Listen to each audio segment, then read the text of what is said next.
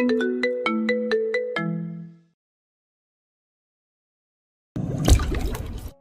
সামনে না প্লিজ। কেন কেন? ওর সামনে মারলে কি হবে? আচ্ছা, চৌধুরীর বউ তোর কে লাগে? রক্ষিতা নাকি? এইটুকু মেয়ে দুইটা দামড়াকে কন্ট্রোল করে? মুখ সামলে অফিসার। কেন, তুই বলার কে? এই কথা বলে অফিসার ইয়াসিরকে কপাল বরাবর শুট করলো। আচমকা শরীরে ঝাঁকুনি খেয়ে নিভু নিভু চোখে একবার তাকিয়ে চোখ বন্ধ করে নিল ইয়াসির, কিন্তু চোখ বন্ধ করেও লাভ হলো না। ভাঙা স্বপ্ন কোনোভাবেই জোড়া লাগলো না। শীতলের মুখখানাও দেখতে পেল না। দুই হাতে শক্ত করে মাথা চেপে ধরে এপাশ ওপাশ করেও স্বপ্নের ঘোরে ঢুকতে পারল না। ব্যর্থ হয়ে মুখের উপর থেকে হাত সরিয়ে খেপা দৃষ্টিতে তাকালো পাশে দাঁড়ানো ছেলেটার দিকে। ছেলেটার নাম ক্যাসপিয়ান, তবে ছোট করে ডাকে পিয়ান নামে। বুরাকের পর পিয়ানকেই তার সহকারীর পদে নিযুক্ত করা হয়েছে। যদিও আগের মতো রিস্কি কাজ আর করে না ইয়াসির, তবে যে জগতের মাফিয়া চাইলেও মুছে ফেলা যায় না। দলের কিছু ছেলে পেলে এখনও তার সঙ্গে আছে। কেউ কেউ ভালো থাকার জন্য দেশ দেশান্তরে পাড়ি জমিয়েছে। বুরাকের মৃত্যুর পর শুদ্ধ শীতলের বিয়ে, দলের পার্টিদের প্রতারণা, সব মিলে চারিদিক থেকে কোণঠাসা হয়ে গিয়েছিল। এসবের সঙ্গে যুক্ত হয়েছে পুলিশের এনকাউন্টারের ঘোষণা।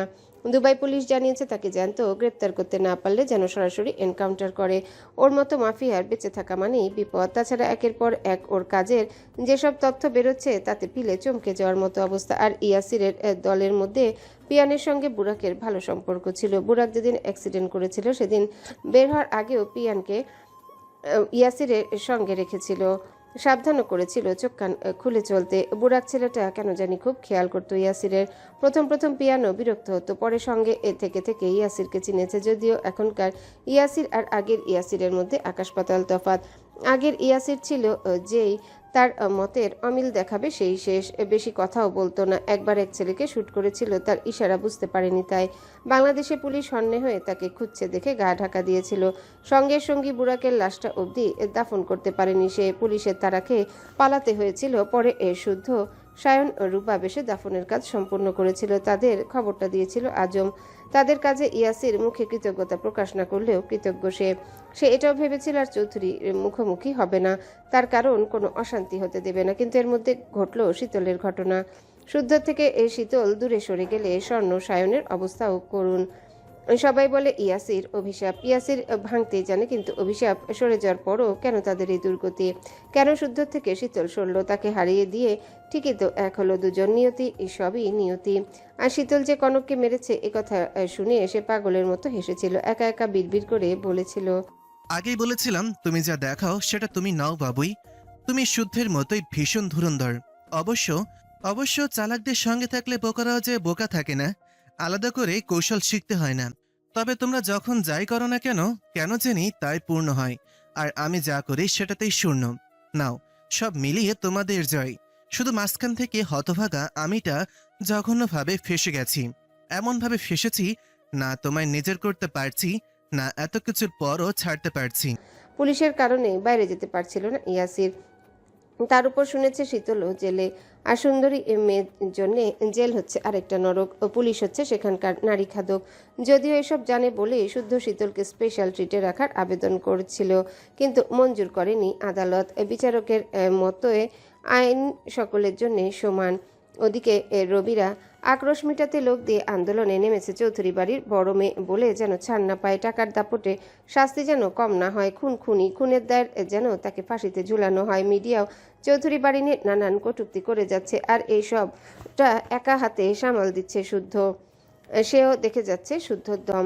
বলতেই হবে ছেলেটার দম আছে। এর মধ্যে শাহাদাত চৌধুরীও মারা গেলেন। বর্তমানে বাড়ির অবস্থা আরও করুন। এই কঠিন পরিস্থিতিতে শুদ্ধ আরেকটা ধাক্কা খাবে, বিশাল ধাক্কা। এই ধাক্কা কিভাবে সামাল দেবে এটাই দেখার বিষয়। এসব নিয়ে ভাবতে ভাবতে টানা 3 দিন ধরে ইয়াসিরের খাওয়া নেই, ঘুম নেই। সে নিজেই ফ্ল্যাটে একটু ঘুমানোর জন্য ছটফট করে যাচ্ছিল, কিন্তু কিছুতেই ঘুমাতে পারছিল না।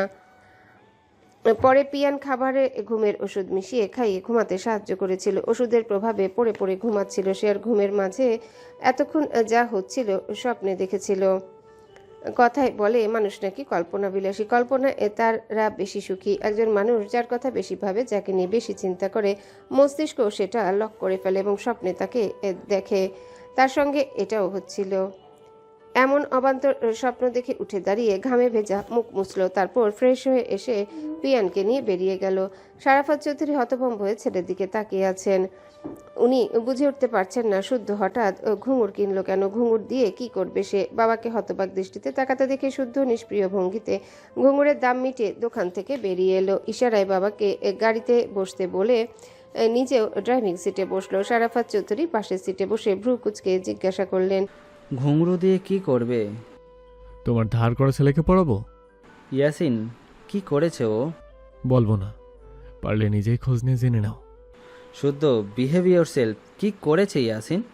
কয়েক মিনিট কোনো জবাব দিল না শুদ্ধ। চোয়াল শক্ত করে গাড়ির হুইল ঘোরাতে লাগলো। ঘাটতেরা ছেলের মুখভঙ্গি দেখে কিছু বললেন না তিনি, তবে উসখুস করতে লাগলেন। বাবার অবস্থা বুঝে কয়েক মিনিট পর শুদ্ধই জবাব দিল, ইয়াসির একটু বেশি লাফাচ্ছে, অথচ কাজের কাজ কিছুই হচ্ছে না। ঘুঙ্গুর পড়িয়ে দেই, যাতে ঘাটে বুদ্ধি না থাকলেও শব্দ জোরে অন্তত মানুষের মনোযোগ পায়। ঘুরে ঘুরে সবাই ওর দিকে তাকায়। সে কিন্তু তোমার বড় ভাই হয়। তার পরিচয় সে শুধু তোমার ছেলে, আমার কেউ না। সম্মান পেতে গেলে আগে সম্মান দিতে হয়। আমি তাকেই সম্মান করি যে সম্মানের যোগ্য। এসব জ্ঞান আমাকে না দিয়ে তাকে বোঝাও আমাদের মাঝে যেন না আসে। শুধু তোমার জন্য বারবার বেঁচে যাচ্ছে। সোমবারে শীতলের শুনানি আছে, এর আগে ওকে থাকতে বলো। ওর জন্য যদি আমি আমার ওয়াইফের সঙ্গে দেখা করতে না পারি, আমি কিন্তু কাউকে পরোয়া করব না। ছেলের কথা শুনে শারাফাত চৌধুরী সিটে হেলান দিয়ে চোখ জোড়া বন্ধ করে নিলেন। এদের থামাবে কিভাবে উনি? ছোট ও হলে কানমূলো না হয় ঝগড়া থামাতো, কিন্তু এরা যা শুরু করেছে কিছু বলার ভাষাও খুঁজে পাচ্ছেন না তিনি। যেমন একরোখা ইয়াসির, তেমনি ঘাটতেরা শুদ্ধ। ছেলেটাকে কত করে বোঝালো পরিস্থিতি খারাপ, এখন যেন কোনো পাগলামি না করে। এখন যা হবে সব শীতলের উপর গিয়ে পড়বে। ছেলেটা শুনলই না, বরং আরেকটা বোকামি করে এসেছে। গতদিন যে বিচারক শীতলকে স্পেশাল ট্রিটে রাখার আবেদন গ্রহণ করেনি, তাকে থ্রেট দিয়ে এসেছে। সেই বিচারক শীতলকে কারো সঙ্গে দেখা না করার আদেশ দিয়েছেন। আর এতে শুদ্ধর রাগের পারদ দ্বিগুণ বেড়েছে। এর হেস্তনেস্ত করেই ছাড়বে সে। শুদ্ধ হঠাৎ এক সাইডে গাড়ি পার্ক করে শারাফাত চৌধুরীকে বলল ইয়াসিরের নাম্বারে কল করতে। 3 বারের বেলায় রিসিভ করতে শুদ্ধ ফোনটা নিয়ে বলল, কোথায় তুই? তুই আসবি নাকি আমি যাব তোর কাছে? শুদ্ধর কণ্ঠস্বর চিনে ইয়াসির ভ্রু কুচকে ফোনের দিকে একবার তাকিয়ে রুক্ষস্বরে জবাব দিল, আমাকে কি প্রয়োজন? আমি বিন বাজাবার তুই নাচবি, তোর চোখ দেখার জন্য ডাকছি। ইয়াসির বিরক্তিসূচক শব্দ করল। সবসময় এভাবে কথা বলে এই ছেলে। এখন যদি সে গালি দেয় তাহলে তার দোষ হয়ে যাবে। তবে সে রাগল না, বরং তাতে দাঁত চেপে জবাব দিল, দেখ শুদ্ধ, মন মেজাজ খুব খারাপ, মাথা খারাপ করবি না, চুপ যা। শুদ্ধ কথা বাড়ানোর রুচি নেই, তাই মেন পয়েন্টে এলো। হিসিয়ে বলল, আমার বউ খুনি হোক, ডাকাত হোক, জেল হোক কিংবা ফাঁসি হোক, আমি বুঝে নেব। তুই এসবে জড়াবি না। না মানে না। যদি তোর শিক্ষা অন্যের বউয়ের পেছনে কুকুরের মতো লেগে থাকা, আর আমার শিক্ষা কুকুরকে মুকুর দেওয়া। দোয়া কর কালকে যেন আমি আমার বউয়ের সঙ্গে দেখা করতে পারি, কথা বলতে পারি। নয়তো কালকে তোর ফাতামির মাসুল তোকে দিয়ে ওঠাবো। এটুকু বলে কল কাটতেই তার ফোনে কল এলো। আজমের কল রিসিভ করে মন দিয়ে পুরো কথা শুনল। তারপর শারাফাত চৌধুরীকে বাড়িতে পৌঁছে দিয়ে এক কাঁচা চিকন কঞ্চি হাতে গেল আজমের বলা লোকেশনে। রবির ছেলেপুলেদেরকে পটিয়ে ডাল পরোটা খাইয়ে জায়গা মতো নিয়ে গেছে আজম। যদিও সে নিয়ে যেতে বলেছে। কেন নিয়ে গেছে? ওই যে সেদিনের গানের পারিশ্রমিক দিতে হবে না? এত সুন্দর গান গাইলো, কিছু না দিলে হয়? একথা ভেবে শুদ্ধ প্রতি ধাপ ফেলতে ফেলতে গানের সেই লাইনগুলো মনে করার চেষ্টা করলো। হাতের কঞ্চির দিকে তাকিয়ে ভেবে নিল এটা দিয়েই তাদের কোমরে ঢেউ উঠাবে। না না, ভুল হয়ে গেল। বকেয়া পারিশ্রমিক দিবে। আর গানের লিরিকগুলো তো এমনটাই ছিল। শারাফাত চৌধুরীকে বাড়ি পৌঁছে দিয়ে কঞ্চি হাতে পুরনো ভাঙা বাড়ির দিকে হাঁটা শুরু করলো শুদ্ধ। এদিকটা শুনশান, লোকজনও খুব একটা আসে না। আগে নাকি জাঁকজমকপূর্ণ বাজার ছিল। একদিন যাতায়াতের সময় কোন রাগী জিনের নজর পড়ে এই পাড়ার সবচেয়ে সুন্দরী মেয়েটার। জিন নাকি তাকে বিয়ে করতে চেয়েছিল, কিন্তু মেয়ের বাবা ভাই রাজি না হয়ে পালাতে চেয়েছিল। পরে সেই জিনটা মেয়েটার পরিবারের সব সদস্যকে মেরে ফেলেছিল। তাদের চোখ ছিল না, মাথায় চুল ছিল না, গায়ে ছিল বড় বড় নখের আঁচড়। এরপর এক বাচ্চা ছেলেকে কোরবানি করেছিল। বাচ্চা মাথা ছিল না, শুধু দেহখানা পিছালা রাস্তায় পড়েছিল। অনেকে বলেছিল বাচ্চাটা নাকি তেঁতুল গাছে ঢিল ছুঁড়ে জিনের ঘুম নষ্ট করেছিল, ফলস্বরূপ তাকে কষ্টদায়ক মৃত্যু দেওয়া হয়েছিল। আর রাস্তার পাশ ঘেঁষে এই ভাঙা বাড়িটা ছিল এক সুদখোরের। সেই লোক সুদের টাকার জোরে পাড়ায় রাজ করে বেড়াতো, কেউ কিছু বললেই বাড়ি থেকে তুলে আনতো, চাঁদা নিত। পাতি নেতাদের সাথে হাত মিলিয়ে পতিতালয়ও খুলেছিল, মাদকদ্রব্য সেবন সহ বেচাকেনার রমরমা ব্যবসা চালাতো। এরপর কিছু সমস্যা হয়েছিল, যার কারণে পতিতালয় বন্ধ করে দেওয়া হয়েছে।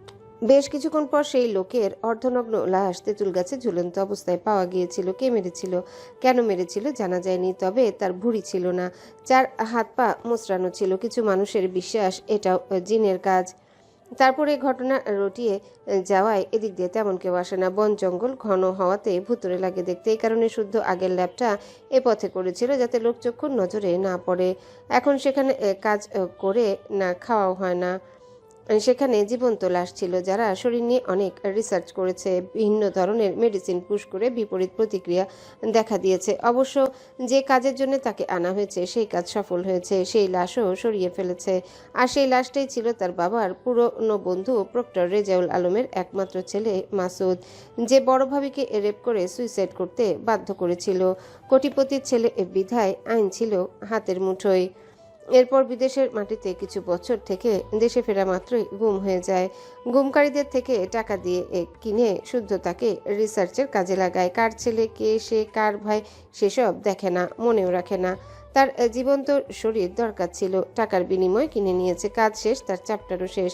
এসব নিয়ে ভাবতে ভাবতে আশেপাশে তাকিয়ে স্বাভাবিক ভঙ্গিতে ভেতরে প্রবেশ করলো শুদ্ধ।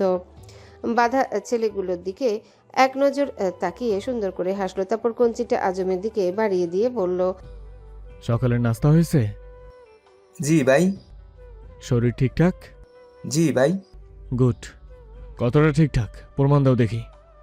এটা ধরো, যতক্ষণ ওনাদের কোমরে সাগরে ঢেউ না উঠেছে ততক্ষণ থামবে না, ওকে?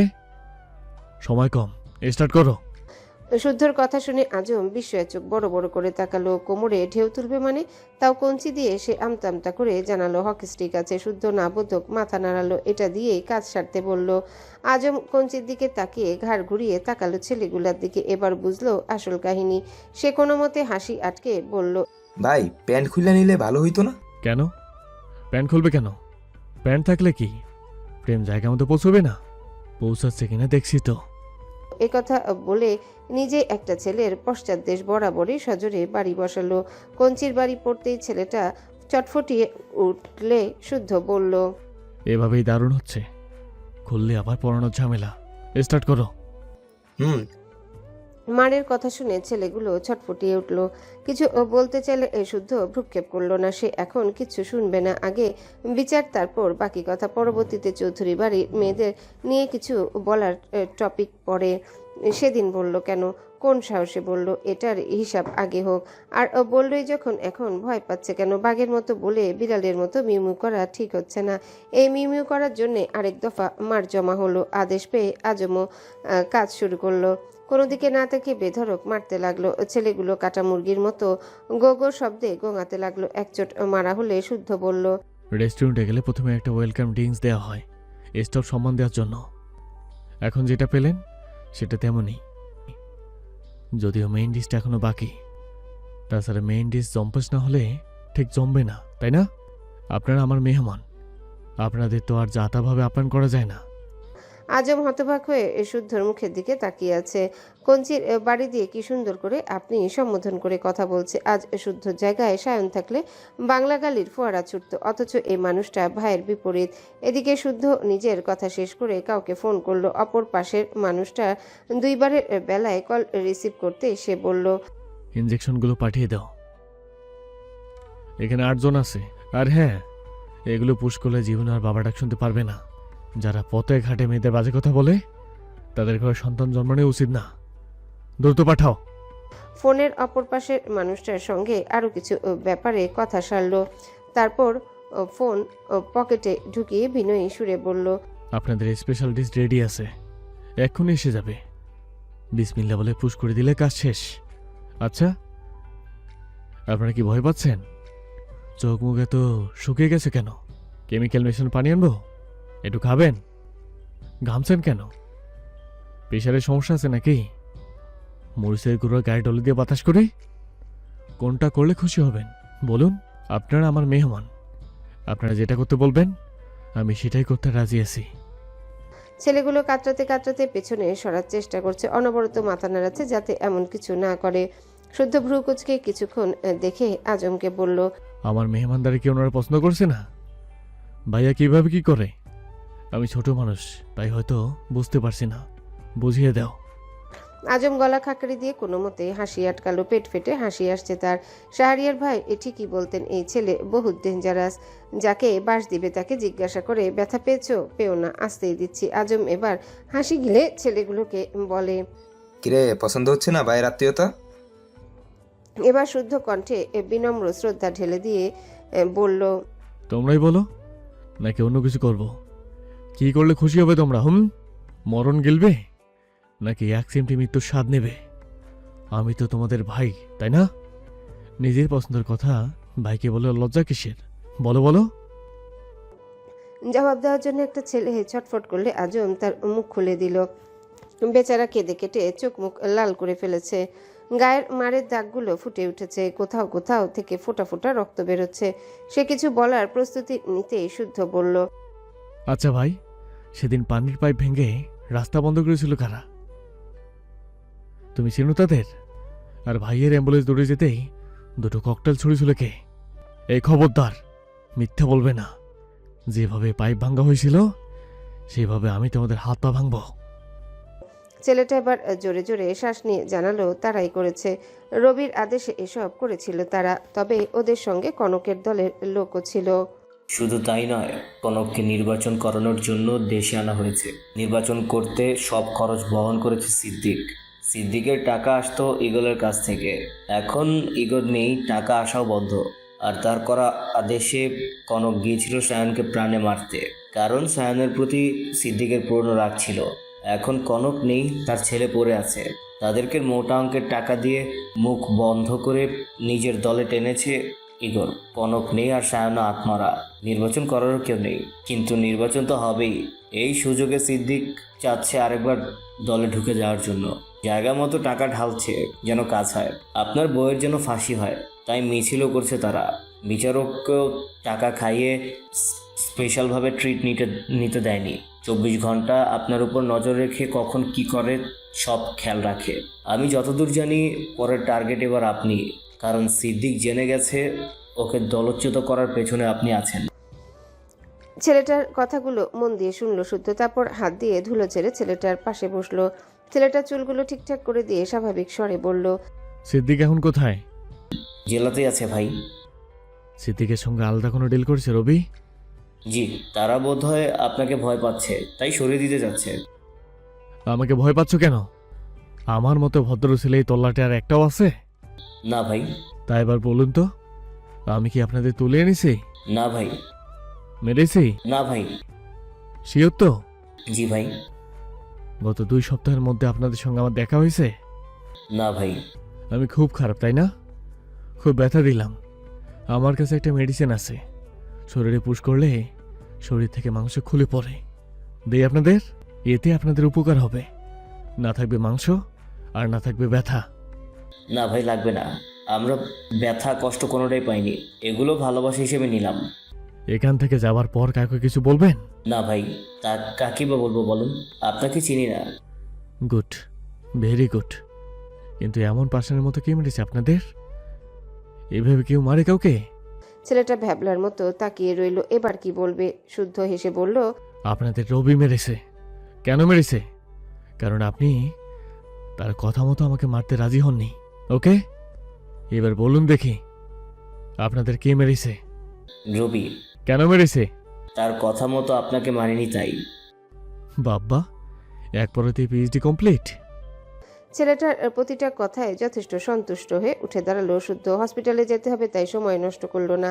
ছেলেগুলোর নাম ঠিকানা নোট করে কিছু টাকা গুঁজে দিয়ে পেছনে ফিরে তাকালো না, স্বাভাবিকভাবেই বেরিয়ে গেল। কিন্তু বাড়ি যাওয়ার আগে কাজল নামের এক ছেলের সঙ্গে তার দেখা হলো। ছেলেটা একটা খাম এগিয়ে দিল, শুদ্ধ খুলল। ছবিতে দেখা যাচ্ছে সারাফাত চৌধুরী গোপনে কারোর সাথে দেখা করতে গিয়েছিলেন।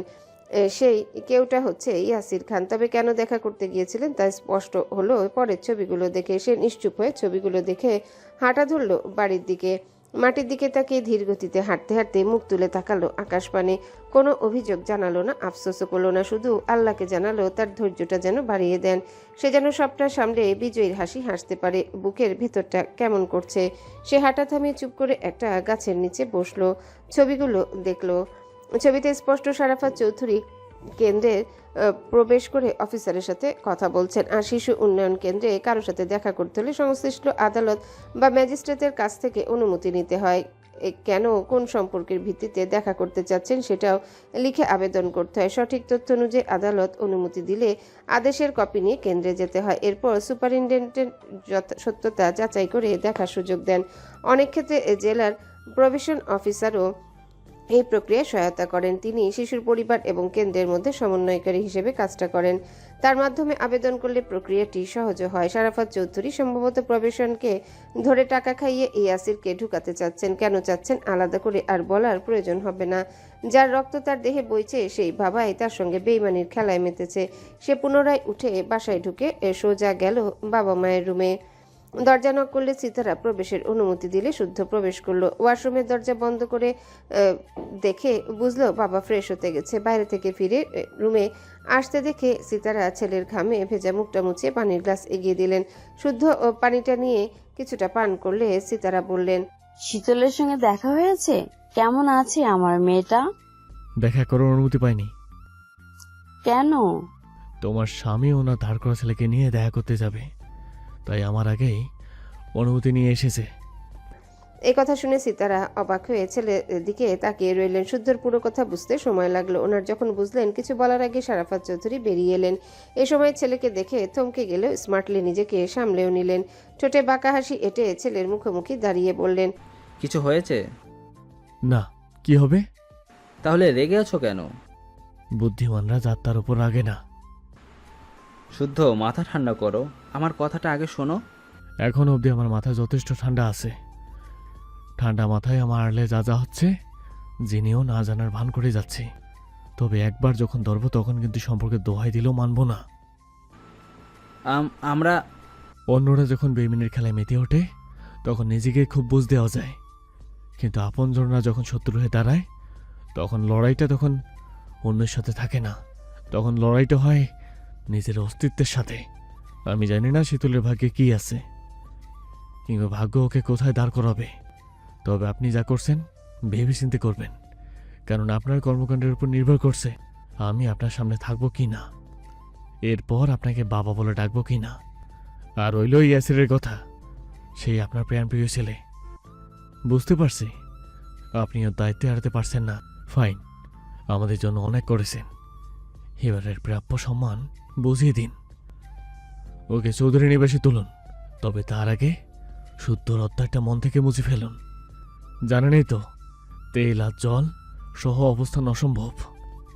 সারাফাত চৌধুরী আর একটা শব্দ উচ্চারণ করতে পারলেন না, শুধু ছেলের দিকে মলিন মুখে তাকিয়ে রইলেন। সিতারা চৌধুরী দুপা পেছনে সরে গেলেন। চোখ উপচে পানি অঝরে অশ্রু গড়াতে লাগলো ওনার। উনি যেন শুনতে পাচ্ছেন না সম্পর্ক ভাঙনের সুর। শুদ্ধ আর দাঁড়ালো না, খামের ছবিগুলো বাবার হাতে ধরিয়ে দিয়ে স্থান ত্যাগ করলো। স্বর্ণ ঠিক আছে? বমি করেছে? আর মামির কি অবস্থা? কিছু খেয়েছে? ছলছল চোখে তাকিয়ে কেবল নাবোধক মাথা নাড়ালো ঐশ্বর্য, যার অর্থ পারেনি সে। এদিকে ঘন ঘন এত বমি করার ব্যাপারটা অনেকের নজরে পড়েছে। কাঁদতে কাঁদতে সেন্স হারানোর পর ডাক্তার ব্লাড টেস্ট করতে দিয়েছিলেন। রিপোর্টে জানা গেছে সে প্রেগনেন্ট। কথায় বলে খুশির খবর সবসময় হাসি নিয়ে আসে, আসলে তা কিন্তু নয়। এই যেমন এই খবরটা যখন সবাই জানলো তখন সবাই কাঁদলো, কেউ কাঁদলো নীরবে, কেউ বুক ফাটা আর্তনাদে।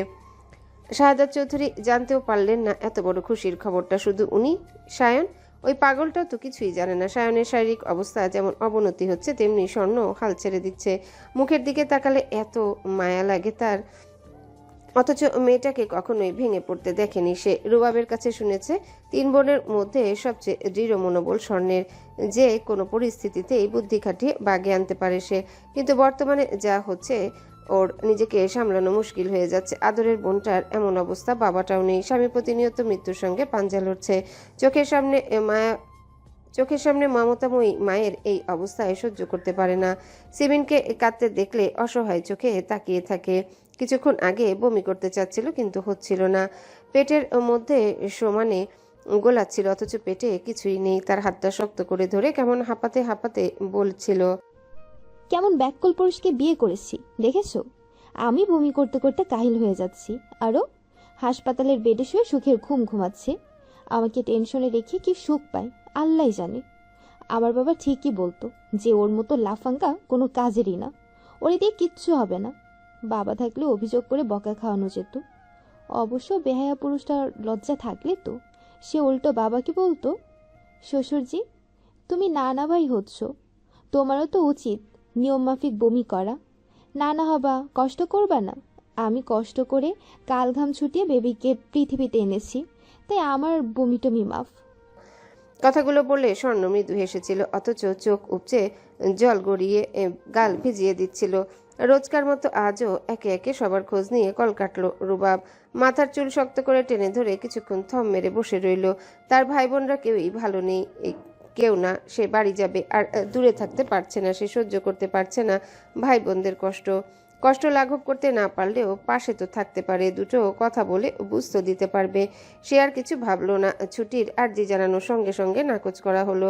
মাঝ সমুদ্রে থাকায় তাকে বোঝানো হলো, কিন্তু শুনলই না। গো ধরে থাকলেও তাকে ছুটি দিতে হবে, নয়তো সে চাকরি করবে না। এদিকে শিপে পরবর্তী পোর্ট না আসা পর্যন্ত নামাও সম্ভব হয় না। ব্যক্তিগত কারণে হেলিকপ্টার সার্ভিস পাওয়াও প্রায় অসম্ভব। পরে তার মানসিক অবস্থার কথা চিন্তা করে কর্তৃপক্ষ বিশেষ বিবেচনা এমার্জেন্সি লিভ নিয়ে নিকটবর্তী বন্দরে নামিয়ে দেওয়ার ব্যবস্থা করলো। পরে রুবাব সেই পোর্ট নেমে ভেঙে ভেঙে বাংলাদেশের উদ্দেশ্যে রওনা হলো। অসময়ের করাঘাতে দিন যাচ্ছে দিনের মতো। এরই মধ্যে কেটে গেছে আরো 2 সপ্তাহ। সেদিনের পর থেকে শুদ্ধর সঙ্গে সারাফাত চৌধুরীর দেখা হলেও কোনো কথা হয়নি। বাড়িতে থাকাকালীন চোখাচোখি হলে শুদ্ধ নিখুঁতভাবে এড়িয়ে গেছে। তবুও সারাফাত চৌধুরী বারবার কিছু একটা বলতে চেয়েছেন, কিন্তু সুযোগ পাননি। ছেলের মান ভাঙাতে কথা বলার ছুতোয় কোনো কাজ দিলে বিনা বাক্যে করে দিয়েছে শুদ্ধ। কোনো দরকারে সিতারা বেগমের মাধ্যমে তা জানিয়েছে। বাড়ির অন্য সদস্যরা মূল ঘটনা না জানলেও ঠিকই বুঝেছে কিছু একটা হয়েছে। তবে বর্তমান পরিস্থিতিতে কেউ কথা বাড়ায়নি। এমনকি সবার নজরেই পড়েছে শুদ্ধ 2 দিনেও বাড়িতে আসে না, ঠিকভাবে খায় না। এমনিতে কথা কম বলে, কিন্তু ইদানিং আরও কমে গেছে। তাকে দেখা যাচ্ছে সায়নের পার্টি অফিসে, নতুবা আগের ভাড়া করা ফ্ল্যাটে, যেখানে সায়নের ছেলেপুলেরা থাকে। এদিকে শুদ্ধ সায়নের নামে পুরো দবে প্রচারণা চালিয়ে যাচ্ছে। সে আর যাই হোক, ভাইয়ের স্বপ্ন এত সহজে ভাঙতে দেবে না। তার বিশ্বাস সায়ন ফিরবে। অন্যদিকে শীতলের কেসের তদন্ত চলছে। কখনো পুলিশ শুদ্ধকে ডাকে, কখনো ওনারাই বাড়িতে আসে। বাড়ির সদস্যদের বসিয়ে নানা প্রশ্ন করে নোট করে নিয়ে যান। আশা করা যাচ্ছে সামনের সপ্তাহের মধ্যে শীতলের শুনানি ঘোষণা করা হবে। এসবের মধ্যে গতকাল দুপুরে নির্বাচন অফিস থেকে একটা চিঠি এসেছে। সায়নের হয়ে কাউকে দেখা করার কথা জানিয়েছে, তাই শুদ্ধ আজ নিজে এসেছে কথা বলতে। তার উপস্থিতিতে উচ্চপদস্থ কর্মকর্তা বিনয়ীভাবে ওনার চেম্বারে ডেকে কুশল বিনিময় করলেন। বাড়ির সবার খোঁজ খবর নিলেন। সায়নের জন্য খুব আফসোস করলেন। সামনের দিনগুলোতে ভালো কিছু হওয়ার আশ্বাস দিলেন। এভাবে তালে তালে উনি কথার মোড় ঘুরালেন নির্বাচনের দিকে। ধীরে ধীরে মূল টপিকে এলেন। শুদ্ধ বরাবরই জেন্টেলম্যান। সে বলে কম, শোনে বেশি, এবং অপরপক্ষকে বলার সুযোগ দেয়। যে কোনো কথায় না ভেবে পাল্টা জবাব দেওয়া তার স্বভাবে নেই। মুখ তার জবানতা। সে সর্বদা চেষ্টা করে তার কথায় যেন পরে তাকেই আফসোস করতে না হয়, এমনটা যেন মনে না হয়। এটা বললেই হতো। আজকেও ঠিক তাই হলো। অফিসের ঠান্ডা মাথায় বসে থাকা সুদর্শন পুরুষটাকে সময় নিয়ে কথা দিয়ে বাজিয়ে দেখলেন। তীক্ষ্ণ নজর দেখে নিলেন শুদ্ধের মুখের ভঙ্গি। সব ইতিবাচক বুঝে এবার মুখম টোপটা ফেলতে বিনয়ী সুরে জানালেন, যদিও কথাটা বলতে আমার খুব খারাপ লাগছে, কিন্তু না বলে পারছি না। সায়ন যেহেতু বর্তমানে নির্বাচন করার অবস্থায় নেই, তাই তার প্রার্থী প্রত্যাহার করা উচিত, কারণ ওর সুস্থতা সবার আগে। তাছাড়া বিজয়ী যেই হোক, জনগণের সেবা হচ্ছে মূল মুখ্য বিষয়, তাই না? এবার প্রত্যাহার করুক, সামনের বার না হয় আবার চেষ্টা করবে। ভাগ্য থাকলে মেয়র হবে। আর আমরা ভাবছি এখনকার কথা এখন তো একজনকেই দায়িত্ব নিতে হবে, জনগণের পাশেও দাঁড়াতে হবে। একটা শহরের অভিভাবক মেয়র, জনগণ তাদের সমস্যার কথা মেয়রকে জানায়। এখন মেয়র পদ যদি নড়বড়ে থাকে তাহলে কিভাবে হবে বলুন? তাই বলছিলাম যে একটা সময় সায়নের সঙ্গে আবু সিদ্দিকের সম্পর্কটা খুব ভালো ছিল। সিদ্দিক ভাই মানুষ হিসাবেও যথেষ্ট ভালো মানুষ, আশা করি মেয়ের হিসাবেও খারাপ হবে না। এইটুকু বলে উনি থামলেন। শুদ্ধ ঠান্ডা মাথায় ওনার কথা শুনলো, তারপর ধীরলয়ে জবাব দিল। আমিও বিশ্বাস করি সিদ্দিক স্যার যথেষ্ট ভালো মানুষ, মেয়র হিসেবে যোগ্য প্রার্থী। তবুও এখানে একটা প্রশ্ন থেকেই যাচ্ছে। কি প্রশ্ন? যদিও আমি রাজনীতির মানুষ নই, এইসব ব্যাপারে খুব একটা ধারণাও নেই, তবে যতটুকু জানি ব্যালট পেপারে যেহেতু সারিয়া চৌধুরীর নামও প্রতীক উঠে গেছে এবং নামের প্রচারণা চলমান, অর্থাৎ আইনত তিনি প্রার্থী, তাহলে এই মুহূর্তে প্রার্থী পরিবর্তন কিভাবে সম্ভব? শুদ্ধর কথা শুনে অফিসারের ঠোঁটের কোণে ফিচেল হাসি দেখা গেল। আশার আলো জ্বলতে দেখে দরজার দিকে একবার তাকিয়ে বললেন, আপনি চাইলে সব সম্ভব। যেমন? যেহেতু আপনার ভাই জীবন মৃত্যু সন্ধিক্ষণে এবং সুষ্ঠু নির্বাচনের পরিবেশ ব্যবহৃত হচ্ছে, এইসব নিয়ে আপনি আদালতের কাছে নির্বাচন স্থগিতের আবেদন করতে পারেন। যদিও বড় কোনো গোলযোগ ছাড়া কমিশন ভোট স্থগিত করতে চায় না, তবুও করেন। আর মেইন পয়েন্ট হচ্ছে, আমরা তো আছি, আমরা যথাসাধ্য চেষ্টা করব যাতে কাজ হয়। ওনার কথা শুনে শুদ্ধ ভ্রুকুটি করে তাকালো, তারপর মৃদু হেসে জবাব ছুড়ল, কিন্তু আমি তো আবেদন করব না। কেন? কারণ আমার ভাই এসব না মেয়ের পদে নিজেকে দেখা, জনসাধারণের পাশে দাঁড়ানো। আহা, তা তো বুঝলাম, কিন্তু সে সুস্থ না। সুস্থ নেই, তবে মরে যায়নি। যতক্ষণ না কাফনের কাপড়ে মুড়িয়ে আমি আমার ভাইকে কবরে শোয়াবো, ততক্ষণে পর্যন্ত নির্বাচন স্থগিত হবে না। না মানে না, এবার বোঝাতে পারলাম না। সামনে বসা ছেলেটাকে স্মার্টলি প্রস্তাব প্রত্যাখ্যান করতে দেখে অফিসার দমে গেলেন। এরপর কিছু একটা ভেবে দ্বিতীয় টোপটা ফেললেন, গলা খাকারি দিয়ে নিচু স্বরে বললেন, আবেগ দিয়ে জীবন চলবে না মিস্টার সৈয়দ। আপনি বুঝদার, শিক্ষিত ছেলে। আপনি নিজেও জানেন আপনার ভাইয়ের যা অবস্থা রিকভার করবে কি না সন্দেহ। এর চেয়ে উত্তম যা খরচ হয়েছে স্থগিত করলে তার থেকেও ডাবল পেয়ে গেলেন। আপনি আবেগে পড়ে স্থগিত করলেন না, আবার দেখা গেল ভাইটাও মারা গেল, তখন আমও গেল সালাও গেল। ওই রকম হয়ে যাবে না। গেলে যাক, তবে আমার ভাই বেঁচে থাকুক বা না থাকুক, আপনি আপাতত মুখ বন্ধ রাখুন। মরাটার কথা উচ্চারণ করার থেকে বিরত থাকুন। সত্যি বলতে আপনার কথা শুনতে ইচ্ছা করছে না আমার। আসলে হয়েছে কি, আমি দেখতে ভদ্রলোক হলেও আসলে কিন্তু তা নয়। প্রমাণ দেই। এই কথা বলে প্যান্টের পকেট থেকে ফোন বের করে লাউডে দিয়ে বলল, এইটা তো আপনার কণ্ঠস্বর, তাই না? এই মাত্রই টাকার অফার করলে নাকি? হোমা, তাই তো? তা সিদ্দিক সাহেবের মধ্যে অফারটা এসেছে বুঝি? ওনাকে বলে দেবেন এগুলো ওল্ড প্ল্যান, নতুন কিছু যেন ট্রাই করে। শুদ্ধর কথা এবং কাজে অফিসার থেমে গেছে। উনি বিস্ময়ে চোখ বড় বড় করে তাকিয়ে আছেন। শুদ্ধ ধীরে সুস্থে বসা থেকে পেছন ঘুরতে তিনি হঠাৎ বলে বসলেন, সুবাহানা চৌধুরী আপনার ওয়াইফ, তাই না? খুনের দায়ে জেল খাটছে। ওনার কটাক্ষ করা কথায় থমকে দাঁড়িয়ে গেল শুদ্ধ। ঘুরে ঠোঁটের কোণে হাসি এঁটে ঠান্ডা স্বরে জবাব দিল, জি।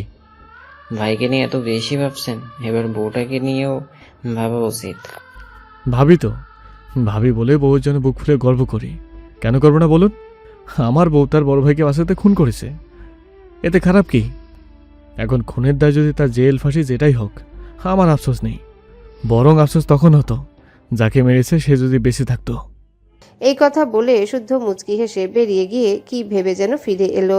তারপর দরজা বরাবর দাঁড়িয়ে বলল, আমার পেছনে লোক লাগিয়ে ফোন চুরি ডাকাতি করার প্ল্যান করলেও লাভ হবে না। আপনার বলা কথা রেকর্ড হয়ে গেছে অলরেডি, 10 জনের কাছে ফরওয়ার্ডও হয়ে গেছে। আমার ফোন হারলেও আরও 10টা ফোনে প্রমাণিত রয়ে গেছে। তাই বলছি, শুধু শুধু কষ্ট করে সময় নষ্ট করবেন না। দিল খোলা মানুষ তো, তাই বারণ করলাম। তারপরেও দেখেন যা ভালো মনে করেন আপনারা।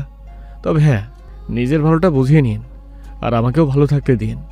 সঙ্গে এটাও মনে করে দিচ্ছি, আমাকে ঘাটালে কিন্তু সব ঘেটে ঘ করে ছাড়বো, বলে দিলাম। কথা শেষ করে আপন মনে হাঁটা ধরল শুদ্ধ। আর অফিসার এই ছেলের বুদ্ধিমত্তা দেখে হতবাক হয়ে তাকিয়ে রইল।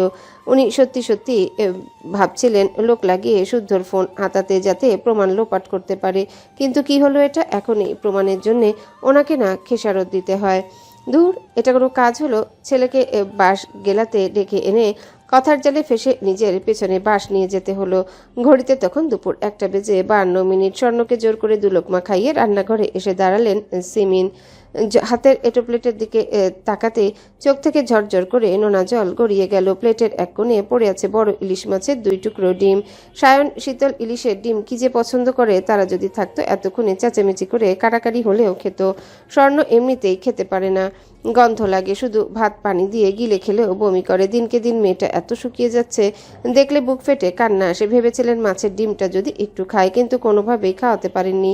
মেয়েটা শুধু নীরবে চেয়েছিল ডিমটার দিকে। তারপর মলিন স্বরে হঠাৎ বলে বসলো, জেলে ইলিশের ডিম টিম কিছু দেয় আম্মু? আমার বোনটা, আমার তোতা পাখিটা ভালো মন্দ কিছু খেতে পায়। এই খাবো না সেই খাবো না করলে কেউ কি তোমার মতো বকতে বকতেই ডিম ভেজে দেয়? ভাজা ডিম পেলে পাগলিটা গাল ফুলিয়ে খায় তো, নাকি নাকি ডিম না পেয়ে কাঁদতে বসে? আমি তো নেই, মন মতো কিছু না পেলে এখন কার কাছে অভিযোগ করে? উনি জবাব দিতে পারেননি। কান্নারত গলায় দলা পাকি কণ্ঠস্বর চেপে আসছিল। হাউমাউ করে কাঁদতে ইচ্ছা করছিল, কিন্তু না, বহু কষ্টে কান্না আটকে কোনো মতে বলেছেন, আমি কালই রান্না করে নিয়ে যাব, এখন তুমি খাও। একজনকে না হয় খাওয়াবে, কিন্তু আরেকজন, ওকে কি করবে? সেও সুস্থ হয়ে ফিরো, ওকেও খাওয়াবো। তাহলে ওরা আগে ফিরো, তখন না হয় একসাথে বসে খাবো। এভাবে একের পর এক পাল্টা যুক্তিতে না পেরে ফিরে আসতে হয়েছে। স্বর্ণ সাদা ভাত খেয়ে একটু শুয়েছে। কিছুক্ষণ আগের কথা ভেবে উনি দ্রুত চোখ মুছে হাত ধুয়ে নিলেন, এটো প্লেট ধুয়ে নিজের রুমে এলেন। মেয়ের মুখের দিকে তাকিয়ে একটু একটু করে উনি নিজেকে সামলে নিচ্ছেন। যা গেছে সেটা ফিরে পাবেন না। মেয়ে দুটোর দিকেও তাকাতে হবে, তাদের কথাও ভাবতে হবে। দুটো মেয়েই বাবা ভক্ত ছিল, বাবাকে কাছে পেত না, এজন্যে বাবার সঙ্গকে স্বর্গসুখ ভাবত। কিন্তু সেই বাবাই তাদের ফাঁকি দিয়ে চলে গেছে, হারিয়ে গেছে চিরতরে, মিশে গেছে শক্ত মাটির সঙ্গে। এখন যদি উনিও ভেঙে পড়েন তাহলে কি হবে? তাদেরকে কে দেখবে? এসব ভেবে নিজেই নিজেকে বুঝ দেন, কিন্তু পরক্ষণে অসহায় লাগে, খুব একা লাগে। এখনও কল্পনা করতে পারে না যার হাত ধরে বাড়িতে এসেছিলেন, যার সঙ্গে এতগুলো দিন কাটিয়েছেন, ছায়ার মতো যিনি পরম যত্নে আগলে রেখেছিলেন, সেই মানুষটাই আর নেই। কি অদ্ভুত! কদিন হলো রুবাব দেশে ফিরেছে, এসেই পরের দিনই শীতলকে দেখতে ছুটেছিল। রুবাবের সঙ্গে উনিও গিয়েছিলেন। যাওয়ার আগে শুদ্ধ ভালো করে বোঝালো শীতলের সামনে না কাঁদতে, কিন্তু পারলেন না। মেয়ের বন্দিদশা দেখে বুক ফেটে চোখ উপচে অঝরে পানি ঝরতে লাগলো। বিনা কারণে গলা ফাটিয়ে আম্মু আম্মু ডেকে কান ঝালাপালা করা তোতা পাখি বন্দি হয়ে পড়ে আছে। 4 বেলা খেতে বসে যার বায়না শেষ থাকতো না, সে কি খাচ্ছে না খাচ্ছে দেখতে পাচ্ছেন না। বিয়ের পরপর শীতলের স্বাস্থ্য একটু ভালো হলেও এখন বেহাল দশা। দুধে আলতা, গায়ের রংটা কেমন ফ্যাকাশে হয়ে গেছে, চোখের নিচে কালি, এলোমেলো বেশভূষা। রুবাব নিজেও শীতলকে দেখে কান্না আটকাতে পারেনি। নিজের বাহুতে মুখ লুকিয়ে কেঁদে ফেলেছে ছেলেটা।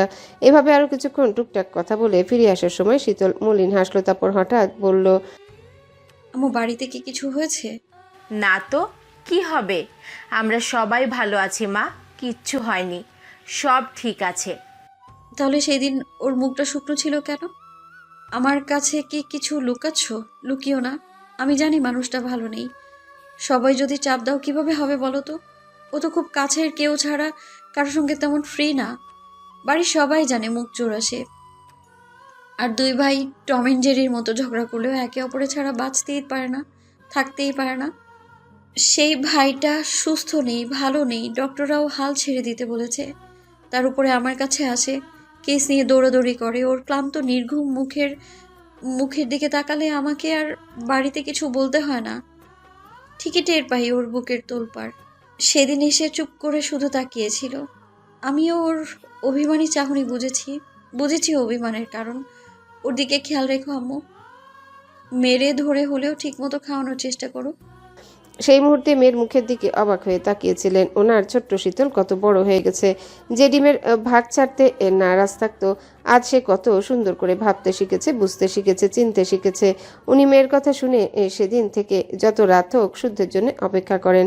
না ফিরলে কল করে জানান বসে আছেন। তখন তড়িঘড়ি করে পাগলটা আসে, দেরিতে ফিরে ওনাকেই বকতে শুরু করে। বকা শুনতে শুনতে খাবার বেড়ে দিলে তাকে খাওয়াতে গিয়েও আরেক দফা কাঁদতে হয়। ওই বেচারা টেবিলে বসে খাবার গিলতে পারে না। একবার সায়নের চেয়ারের দিকে তাকায় তো একবার শীতলের চেয়ারের দিকে। ওনার সামনে থেকে উঠতে পারে না। পানি দিয়ে খাবার গেলার কত যে চেষ্টা তার। এই তো এভাবেই দিনগুলো যাচ্ছে। দেখতে দেখতে আরও কিছুদিন কেটে গেল। জানা গেল শীতলের কেস তদন্তের কাজ শেষ, শুনানিতে যা রায় হবে সেটাই হবে শীতলের সাজা। তবে শতরূপা সহ সবাই আশাবাদী শীতল জামিন পাবে, কারণ যা ঘটেছে সেটা আত্মরক্ষার জন্য হয়েছিল। আগামীকাল শীতলের শুনানি, এই নিয়ে চিন্তিত বাড়ির প্রতিটা সদস্য। সেই সঙ্গে আজ শুদ্ধ জীবনে বিশেষ একটা দিন। দীর্ঘ কয়েকদিন নির্ঘুম রাতের ক্লান্তির ফল হিসেবে তার একটা আবিষ্কার সফল হয়েছে। তার তৈরি করা অ্যালঝেইমার বা পার্কিনসন রোগের ওষুধটি মানব কল্যাণে কাজে লাগবে। তবে আবিষ্কার করলেই তো ওষুধ হয়ে যায় না। নিজেরা সাকসেস হয়ে বিশ্বের অন্য বাঘা বাঘা বিজ্ঞানীদের কাছে পরীক্ষা করতে পাঠিয়েছিল। ওনারা দীর্ঘদিন ধরে পরীক্ষা নিরীক্ষা করে আজই জানিয়েছে যে এটা প্রকাশিত হবে। আর পাবলিকেশন হয়ে যাওয়া মানেই অফিসিয়ালি পৃথিবীর মানুষ জেনে যাওয়া। টিভিতেও এ নিয়ে শিরোনাম হচ্ছে। তবে শুদ্ধ আগ বাড়িয়ে বাড়ির কাউকে বলেনি।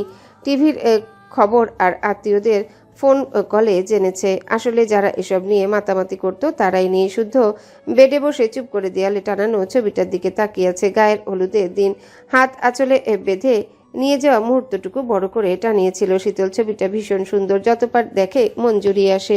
এদিকে একের পর এক ফোন আসছে, দেখেও শুদ্ধ রিসিভ করছে না। এখন কারো অভিনন্দন বার্তা শুনতে ইচ্ছা করছে না। জীবনে যখন সফলতা আসে তখন চেনা অচেনা শুভাকাঙ্ক্ষীর অভাব হয় না, অথচ খারাপ সময় এরাই পাশে থাকে না। পাশের ফোনটা কল রিসিভ করতে না পারলেও হঠাৎ তার আরেকটা ফোনে টোন বেজে উঠে শুদ্ধ তড়িৎ উঠে বসলো। চট করে কল রিসিভ করতে একজন মহিলার কণ্ঠস্বর কানে লাগলো। আপনি কি সুবহানার স্বামী মিস্টার শোয়েব? জি। কিছু হয়েছে? সুবহানা ঠিক আছে? আপনি এক্ষুনি সদর হাসপাতালে চলে আসুন। কেন? কি হয়েছে ওর? হ্যালো হ্যালো, কথা বলছো না কেন? হ্যালো। ওর নাকি পেটে ব্যথা, আপনি আসুন। শুদ্ধ আর কিছু বলার আগে কলটা কেটে গেল। সেও দাঁড়ালো না, দৌড়ে বাড়ি থেকে বের হলো। সিমিন স্বর্ণকে নিয়ে গেছে ডাক্তারের কাছে, আর সিরাত সাম্য সৃজনকে নিয়ে গেছে মায়ের বাড়ি। বাকি পুরুষ সদস্যরা যে যার কর্মস্থলে। সিতারা ছাদে গেছে শুকনো কাপড় তুলতে। ছাদ থেকে এই শুদ্ধকে গাড়ি নিয়ে বের হতে দেখে সিতারা ভ্রু কুচকে তাকিয়ে রইলেন। একবার ডাকলেনও, তবে শুদ্ধ শুনতে পেল না। তবে গাড়ির গতি বাড়িয়ে ছুটলো সদর হাসপাতালের দিকে। এদিকে শীতল কয়েকদিন ধরে পেট ব্যথায় ভুগছিল। শিশু উন্নয়ন কেন্দ্রের ডাক্তাররা ভেবেছিলেন সাধারণ সমস্যা, তাই ব্যথা কমানোর মেডিসিন দিয়েছিলেন। কিন্তু ব্যথার তীব্রতার শীতলের শারীরিক অবস্থার অবনতি দেখে তাকে জরুরি ভিত্তিতে সদর হাসপাতালে পাঠানো হয়েছে। এখানে আল্ট্রাসোনোগ্রাম করার পর ডাক্তাররা যা জানালেন তা শুনে সবার মাথায় আকাশ ভেঙে পড়েছে এবং তার বাড়ির লোককে কল জানিয়ে আসার কথা জানানো হয়েছে। জ্যাম পেরিয়ে কয়েক ঘন্টা পর শুদ্ধ হাঁপাতে হাঁপাতে পৌঁছালো। অবস্থা জানার জন্য একজন মহিলা পুলিশকে জিজ্ঞাসা করতে গেলে ডাক্তার গম্ভীর মুখে বেরিয়ে এলেন। পেশেন্টের অভিভাবককে জানতে চাইলে শুদ্ধ এগিয়ে গেল। উনি শুদ্ধকে আপাদমস্তক দেখে বললেন, পেশেন্ট গর্ভবতী ছিলেন, কিন্তু দুর্ভাগ্যবশত একটোপিক প্রেগন্যান্সি। তার ভ্রূণটি ফ্যালোপিয়ান টিউবে এমনভাবে আটকে আছে যে কোনো সময় ইন্টারনাল ব্লিডিং শুরু হতে পারে। অনাকাঙ্ক্ষিতভাবে শুদ্ধর কাছে খবরটা যেন বিনা মেঘে বজ্রপাতের মতো লাগলো। হতবাক হয়ে কিছু বলার আগে ডাক্তার স্পষ্টভাবে জানিয়ে দিলেন, বাচ্চাটাকে বাঁচানোর কোনো উপায় নেই। যত দেরি হবে পেশেন্টের জীবনের ঝুঁকি তত বাড়বে। আমাদের দ্রুত সার্জারিতে যেতে হবে। কি করবেন দ্রুত জানান। এ কথা বলে হাঁক ছেড়ে একজন নার্সকে ডেকে শুদ্ধকে দেখিয়ে বলল, বন্ডে সাইন নিয়ে নাও। শুদ্ধ কেবিনে পা রাখতে যাবে তখনই মধ্যবয়সী একজন নার্স দ্রুত পায়ে এগিয়ে এলেন। হাতের বন্ড পেপার সপাটে মেলে ধরে তারা দিলেন সই করার জন্য। বন্ড পেপার দেখে কেন জানি তার হাতটা মৃদুভাবে কাঁপছে। এক ঝাঁক কষ্টরা বুকে দলা পাকিয়ে জমাট বেঁধে আছে। তবুও আর সময় নষ্ট না করে পাথরের মতো শক্ত হয়ে বন্ডে সই করে দিল সে। নার্স পেপার হাতে ছুটলেন। শুদ্ধ দ্রুত কেবিনের দিকে এগিয়ে গেল। দরজায় দাঁড়িয়ে দেখল শীতল পেট চেপে ধরে গুমড়ে গুমড়ে কাঁদছে। কারো উপস্থিতি বুঝে ঘাড় ঘুরিয়ে তাকে দেখা মাত্রই হাউমা করে কেঁদে উঠল। যন্ত্রণা নীল হয়ে যাওয়া শরীর নিয়ে কোনো মতে পেট আঁকড়ে ধরে উঠে বসলো। তাকে উঠতে দেখে শুদ্ধ দ্রুত গিয়ে বুকে আগলে নিল। যত্ন করে মাথায় হাত বুলালেও তার মুখ দিয়ে একটা শব্দ বের হলো না। তখনই শীতলী ফুপাতে ফুপাতে বলল, পেটে বাবু। পেটের অসহ্য যন্ত্রণায় কুঁজো হয়ে যাচ্ছে মেয়েটা, তবুও দুই হাতে পরম মমতায় নিজের গর্ভকে রখার চেষ্টা করে যাচ্ছে। তার কথাতে বুঝতে বাকি নেই যে তাকে সবটা জানানো হয়েছে। মেয়েটা বরাবরই বাচ্চা পাগল। সুন্দর বাচ্চাদের দেখলে চেপে ধরে চুমুটুমু খেয়ে গাল চটকে একাকার করে। সেই মেয়ে নিজের বাচ্চাটাকে টিকে রাখতে পারছে না। পরিস্থিতি সামাল দিতে শুদ্ধ আগে নিজেকে সামলে নিল। তারপর শীতলের চোখে মুখে চুমু দিয়ে বেশ নরম সুরে বলল, কাঁদে না, শান্ত হও, আবার হবে। এই কথা শুনে শীতল কাঁদতে কাঁদতে শুদ্ধর পায়ের কাছে বসে পড়ল। খুব ভালো করে বুঝলো শুদ্ধ ডাক্তারের মতো অ্যাবর্শনের কথাই তাকে বলবে, যথাসাধ্য বোঝাবে অ্যাবর্শন করানোর জন্যে। কিন্তু সে সেটা কিছুতেই মানতে পারছে না, বুঝতে পারছে না এসব কোন ভুলের মাসুল দিচ্ছে। জীবন তাকে নিয়ে এ কোন খেলায় মেতেছে। অসহায় সুরে শব্দ করে কাঁদতে কাঁদতে বলল, আমার শেষ সম্বলটুকু কেড়ে নিতে দিয়েন না। ওদেরকে বারণ করুন, আমি কিছুতেই অ্যাবর্শন করব না। ও তো আমাদের অংশ, আমাদের ভালোবাসার চিহ্ন, আমাদের বৈধ সম্পর্কের পবিত্র প্রাপ্তিও। তাহলে ওকে কেন মেরে ফেলতে হবে? কেন আমার থেকে আলাদা করে কেন দিতে হবে? শীতলের আর্তনাদগুলো শুদ্ধের বুকে তীরের মতো বিঁধল। সে শুকনো ঢোক গিলে শীতলকে বাহু ডোরে আগলে নিল, তারপর শক্ত করে বুকে জড়িয়ে ভেজা কণ্ঠে বলল, আল্লাহ আবার আমাদের দিবেন, আরো হবে, কিন্তু আগে তোকে তো বাঁচতে হবে। না, আমার এটাই চাই, একেই চাই। অ্যাবর্শন করলে আমি মরে যাব, সত্যি মরে যাব। ওদের বারণ করুন। আমি জানি আমার মন বলছে আমার বাবা আমার সন্তান হয়ে আমার কাছে ফিরে এসেছে। একবার বাবাকে হারিয়েছি, আর না। একটু রহম করুন আমার উপর। আমি যে আর পারছি না, আর কত কষ্ট সহ্য করবো আমি। শুদ্ধ কথা খুঁজে পেল না। শীতলের মুখটা দুহাতে আগলে ধরে কপালে কপাল ঠেকিয়ে ভাঙা গলায় বলল, তোর কষ্ট হচ্ছে, আমার হচ্ছে না? এত পাষাণ ভাবি না আমাকে। আমার রক্ত, আমার অংশ, আমারই আদেশ আজ নিঃস্ব হয়ে যাচ্ছে। আমার বুক কাঁপছে না, আমার বুক কাঁপছে না, খারাপ লাগছে না? আমি ভেতরে ভেতরে মরে যাচ্ছি, দেখতে পাচ্ছিস না? অ্যাবর্শন না করলে তুই মরে যাবি, তখন কার জন্য বাঁচবো আমি? আর কে আছে আমার? শুদ্ধার কথা শুনে আচমকা শীতলের কান্না থেমে গেল। সে ড্যাব ড্যাব করে তাকিয়ে রইল তার বিশুদ্ধ পুরুষটার দিকে। বিশুদ্ধ পুরুষটাও কষ্ট পাচ্ছে। না, এটা হতে দেওয়া যাবে না। পৃথিবীর সমান কষ্ট এসে তার বুকে জমা হলেও সে প্রার্থনা করবে তার প্রিয় পুরুষটা সবসময় ভালো থাকুক, সুস্থ থাকুক। সেই শুদ্ধর হাতটা নিজের কপালে ঠেকিয়ে নিশ্চুপ হয়ে দাঁড়িয়ে রইল। পেটে যেমন ব্যথা, বুকে তার থেকেও শতগুণ বেশি ব্যথা। তখন রুবাব সহ বাড়ির অন্য সদস্যরা উপস্থিত হলো। সেমিন মেয়েটাকে বুকে জড়িয়ে নিলেন। তখন নার্স এসে ইশারা করতে শুদ্ধ কাজ জড়িয়ে ধরে শীতলকে অপারেশন থিয়েটারের ভেতরে নিয়ে গেল। আসতে গেলে করুণ চাহনিতে না সূচক মাথা নাড়ালো। তার ভয় লাগছে, বড্ড অসহায় লাগছে। অগত্যা শুদ্ধ ডাক্তারকে রিকোয়েস্ট করায় থাকার অনুমতি পেল। অতঃপর ডাক্তাররা টুকটাক কিসব করলো। শীতল শক্ত করে শুদ্ধর হাত ধরে নিশ্চুপ তাকিয়ে রইল। চোখের কার্নিশ বেয়ে জল গড়াতে গড়াতে ধীরে ধীরে তার চোখ জোড়া বুঝে এলো। তারপর আর কিছু মনে নেই। ডাক্তারদের মাথার উপরে থাকা টিভির মতো স্ক্রিনে কিছু একটা শুদ্ধকে দেখিয়ে জানালেন শীতলের ভ্রূণের আকার খুব একটা বড় না, তবে ব্যথার তীব্রতা বেশি। তাই ওনারা চাচ্ছেন পেটে ছোট ছিদ্র করে যন্ত্রের মাধ্যমে টিউব থেকে ভ্রূণটি বের করে আনতে। ভাগ্যিস টিউব ফেটে রক্তক্ষরণ হয়নি, যদি হতো তাহলে ওপেন সার্জারি করতে হতো। শুদ্ধ চুপ করে সব শুনলো। শীতলের যে অবস্থা তাকে পুরোপুরি অজ্ঞান করে কাজ করা হচ্ছে যাতে গভীর ঘুমে থাকে এবং কোনো ব্যথা অনুভব না করে। ভ্রূণটিকে যখনই টেনে বের করলো শুদ্ধ দাঁড়িয়ে দাঁড়িয়ে দেখলো। তারপর শীতলের দিকে একবার তাকিয়ে ধীর পায়ে বেরিয়ে এলো। দেওয়ালে মাথা ঠেকে অসাড় হয়ে বসে রইল। অন্যরা এসে বুঝ দিল, কত কি বলে বোঝালো, সবই চুপচাপ শুনলো শুদ্ধ। বেশ কিছুক্ষণ পর অপারেশন থিয়েটারের দরজার উপরে থাকা লাল বাতিটা নিভে গেল। ওটি থেকে দুজন ডাক্তার বেরিয়ে এলেন। ওনাদের দেখে শুদ্ধ উঠে এগিয়ে গেল। তার মনে হচ্ছে হৃৎপিণ্ডটা থমকে যাচ্ছে, শরীরে অসাড় হয়ে আসছে। ডাক্তার শুদ্ধকে দেখে মাস্ক খুলে ক্লান্ত স্বরে বললেন, she is out of danger, but I am sorry mister Shoaib, we couldn't save the baby. শুদ্ধ মলিন হাসলো। তার কানে শুধু আই এম সরি শব্দটুকুই প্রতিধ্বনির মতো বাজতে লাগলো। এক প্রিয়কে বাঁচাতে গিয়ে সে আরেক প্রিয়কে চিরতরে হারিয়ে ফেললো। ভেবেছিল আজকের দিনটা তার জন্য শুভ। বছরের পর বছর কষ্ট করে নিজের তৈরি আবিষ্কারে সফলতা এসেছে। অবশ্যই আজকের দিনটা অন্যতম, কিন্তু মোটেও না। আজকের দিনটা তার জীবনের সবচেয়ে জঘন্য দিন। এমন দিন ক্ষণ শত্রু জীবনেও না আসুক, এমন অভিজ্ঞতা কারো না হোক। অতঃপর কয়েক ঘন্টা পর শীতলকে কেবিনে নেওয়া হলো। অবচেতন এখনো। কেবিনে নেওয়া মাত্রই কেবিনের সামনে পুলিশ পাহারায় থাকলো। বাড়ির সদস্যরা একে একে দূর থেকে দেখলেন প্রতিনিয়ত জীবন নিয়ে যুদ্ধ করা আদুরে মেয়েটাকে, যে পুতুলের মতো আদর যত্নে বড় হলেও বর্তমান পরিস্থিতি বয়সের তুলনায় বড় করে তুলেছে। অনেকক্ষণ হলো মাগরিবের আজান হয়েছে। একজন পুলিশ ভিড় না করে বাসায় যেতে বললেন। ওনার কথায় সিতারা শুদ্ধ থাকলো হসপিটালে। সারাফাত চৌধুরী আর রুবাব থাকতে চাইলে পুলিশ অ্যালাউ করলো না। অগত্যা চোখের জল ফেলতে ফেলতে ওনারা বাড়ির দিকে রওনা হলেন। শুদ্ধ আর সিতারা কেবিনের সামনে বসে রইলেন। শুদ্ধ কিছু একটা ভেবে মায়ের দিকে তাকালো, জানালো উনি যেন এখানেই থাকেন।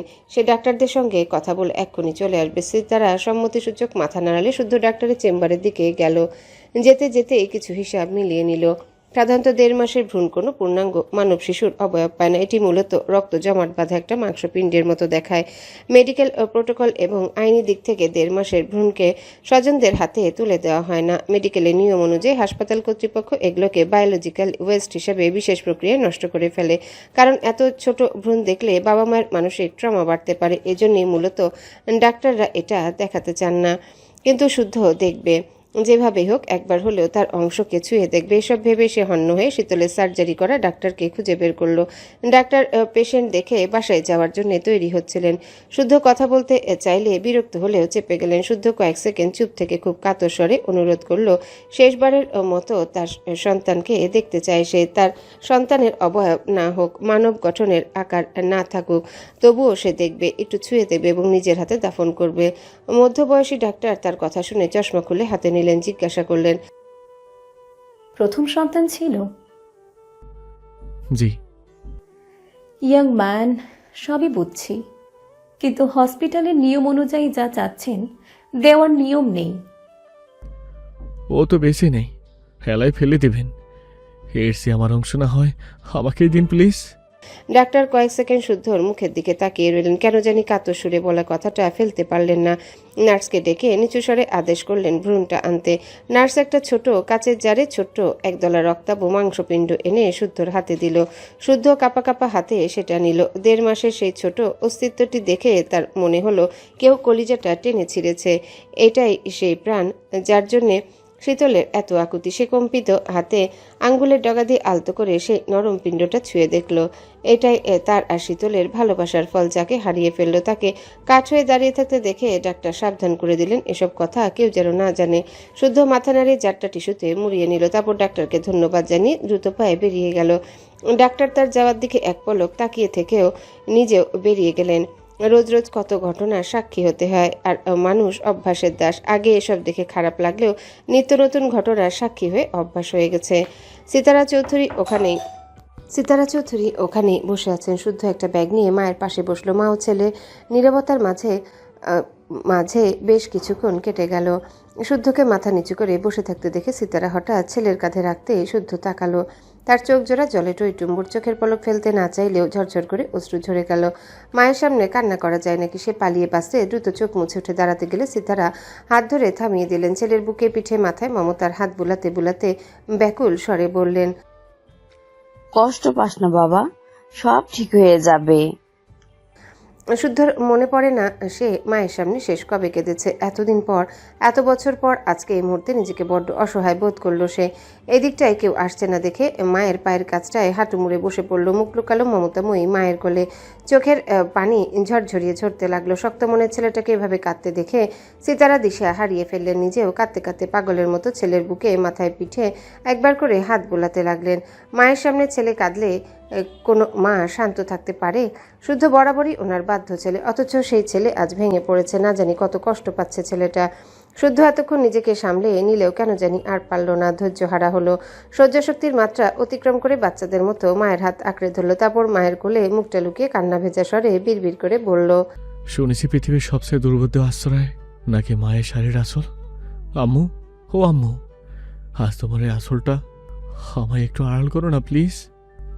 তোমার আসলের নিচে আমাকে এমনভাবে লুকাও যেন বাইরে কেউ আমার কান্নার শব্দ শুনতে না পায়। আম্মু, আম্মু, আজ এই হাতে আমি ওকে স্পর্শ করেছি। ও আমার অংশ, আমাদের সন্তানও। আমাদের দেশেই ওকে মেরে ফেলা হয়েছে। আমার কি দোষ বলো? ও এভাবে কেন এলোই যখন এভাবে কেন? ও তো কেবল রক্তপিণ্ড মাত্র, তবু আমার এত কষ্ট হচ্ছে কেন? কেন এই ব্যথাটুকু সইতে পারছি না আমি? কেন আজ যুক্তি দিয়েও নিজেকে সামলাতে পারছি না? তোমার শক্ত সামর্থ্য ছেলেটা যে আজ তাসের ঘরের মতো ঘুরিয়ে যাচ্ছে আম্মু। দোহাই লাগে, সেটাই নিষ্ঠুর পৃথিবীকে বুঝতে দিও না প্লিজ। শুদ্ধরা ভাঙে, শুদ্ধদেরও কষ্ট হয়। আপনজন হারিয়ে শুদ্ধদেরও বুকের ভেতরটা রক্তাক্ত হয়, অসহ্য যন্ত্রণায় কাতর হয়। আজ তোমার ছেলে হেরে গেছে আম্মু, গুহারান হেরে গেছে। আজ এই অপূর্ণটুকু শুদ্ধকে ভেঙে চুরমার করে দিয়েছে। শীতলকে বুঝ দিলেও নিজেকে আজ সামলাতে পারছি না আম্মু, একটুকুও পারছি না। আমাকে একটু লুকিয়ে রাখো না আম্মু। প্লিজ একটু লুকিয়ে রাখো। শুদ্ধর প্রতিটা কথা সিতারার বুকে গিয়ে বিঁধল। উনি কিছু বলতে চেয়েও পারলেন না। ওনার চোখের পানিতে বুকের কাজটা ভিজে একাকার। কি বলবেন, কি করবেন, কি করলে ছেলের বুকের লাভা নিভবে? আজকে সায়ন থাকলে কতই না ভালো হতো, শুদ্ধকে আগলে নিতে পারত। উনি মনে মনে কত করে সায়নকে ডাকলেন। পাজিটা ওনার ডাকে সাড়া দেয় না, আম্মু বলে ডাকে না। এভাবে বেশ কিছুক্ষণ থেকে শুদ্ধ সোজা হয়ে বসলো, দুই হাতে মুখ মুছে নিল। শীতল ঘুমাচ্ছে, রাতে জাগবে বলে মনে হয় না। সে রিসিপশনে গিয়ে আরেকটা কেবিন নিয়ে সিতারাকে রেস্ট করতে বলল। সে ভালো করে জানে রুবাব হসপিটালের আশেপাশে আছে। ফোন কল করে ওপরে আসতে বলে ব্যাগটা নিয়ে দ্রুত স্থান ত্যাগ করলো। তারপর হসপিটাল থেকে বেরিয়ে গাড়ি নিয়ে ছুটলো বাড়ির পথ ধরে। জ্যাম পেরিয়ে নার্সারি, চোখে পড়লে গাড়িটা থামিয়ে একটা বকুল ফুলের চারা কিনলো। তারপর বাড়ির গেট পেরিয়ে বাড়িতে প্রবেশ করলো। এক হাতে ব্যাগ আর অন্য হাতে বকুলের চারাটি নিয়ে এগুলো বাগানের একপাশে। হাঁটু মুড়ে বসে কাপা কাপা হাতে ছোট্ট করে গর্ত খুললো। খুব সাবধানে যেন ব্যথা না লাগে সেইভাবে ছোট্ট মাংসপিণ্ডটি মাটির গভীরে শুইয়ে দিল। তারপর ঝাপসা চোখে তাকিয়ে বিড়বিড় করে বলল, তোকে বাঁচাতে পারলাম না, ডাস্টবিনে ফেলতে পারলাম না। জীবন্ত অবস্থায় না থাকলি মৃত অবস্থা অন্তত চোখের সামনে থাক। এই কথা বলে শার্টের হাতায় চোখ মুছল। তারপর কাপড়ে মোড়ানো সেই পিণ্ডটির উপর মাটি দিয়ে দিল। সামান্য এই কাজটুকু করতে গিয়ে তার মনে হলো মাংসপিণ্ড নয়, নিজের কলিজাটাকে কবর দিচ্ছে। এই দৃশ্যটুকু অদূরে দাঁড়িয়ে দেখলেন শারাফাত চৌধুরী। মলিন হেসে বললেন, এক টুকরো মাংসপিণ্ডের জন্য তোমার আজ কত মায়া, কত দরদ। আজকে কি তবে বুঝতে পারলে, বাবা সন্তান ভালো হোক কিংবা খারাপ, সুস্থ হোক কিংবা অসুস্থ, প্রতিটা বাবার কাছে তার সন্তান কলিজার টুকরা, যার অস্তিত্ব এখনও পৃথিবীর আলো দেখেনি। তার জন্য যদি তোমার বুকটা এভাবে ফেটে যায়, তবে ভেবে দেখো তোমাদের কারো কোনো অমঙ্গল দেখলে আমার এই কলিজাটা কি দশা হয়। টানা 5 দিন হাসপাতালে থাকার পর অসুস্থ শরীর নিয়ে উন্নয়ন কেন্দ্রে ফিরল শীতল। শারীরিক দুর্বলতার কারণে বেশিক্ষণ দাঁড়িয়ে থাকা তার পক্ষে সম্ভবও ছিল না। বয়স কম, গর্ভপাতের শারীরিক ও মানসিক চাপ, আইনি জটিলতা, এসব মিলিয়ে তার শোচনীয় অবস্থা। তার কথা ভেবে আদালতে শুনানির তারিখ আরও একবার পিছিয়ে দেওয়া হয়েছে। তা করতে শুদ্ধ আর শতরূপাকে বেশ কসরত করতে হয়েছে। হাসপাতালে সব রিপোর্ট সাবমিট করতে হয়েছে, নতুন করে আবেদন করতে হয়েছে। অতঃপর আদালত উন্নয়ন কেন্দ্রের তত্ত্বাবধানে কিছুদিন কাউন্সিলিং ও চিকিৎসার মধ্যে রাখার নির্দেশ দিয়েছেন। অনেকের ভাষ্যমতে এগুলো না করলেও হতো। গর্ভপাতের পর 5 দিন রেস্ট করেছে, এটাই অনেক। পেটে তো আর কাটেনি, বরং ছিদ্র করে যা করার করেছে। এসবে ব্লাড গেছে, ফলমূল খেলেই ঠিক হয়ে যাবে। কিন্তু শুদ্ধ নিজের সিদ্ধান্তে অটল থেকে যা ভালো বুঝেছে সেটাই করেছে। সে পূর্বেও যেমন কারো কথায় চলেনি, আজও তাই। আর শীতলকে নিয়ে হেলা করার প্রশ্নই আসে না। তার ধারণা আছে গর্ভপাতের পর অনেক মেয়েই পোস্ট ট্রমাটিক স্ট্রেস ডিসঅর্ডার নামের মানসিক রোগে আক্রান্ত হয়। পোস্ট ট্রমাটিক স্ট্রেস ডিসঅর্ডার নিয়ে যারা ধারণা রাখে তারা কখনোই এসব হেলা করে না। আর একজন স্ট্রেস ডিসঅর্ডারের পেশেন্টকে সামলানো চারটিখানি কথা নয়। তার উপরে শীতল আছে তার চোখের আড়ালে। কিন্তু দিন তো আর থেমে থাকে না, সময়ের সঙ্গে পাল্লা দিয়ে দিন কাটে আপন নিয়মে। সুখ দুঃখ, আশা নিরাশা, ভালোবাসা বেদনার মিশেলে নিজের মতো গল্প বুনে।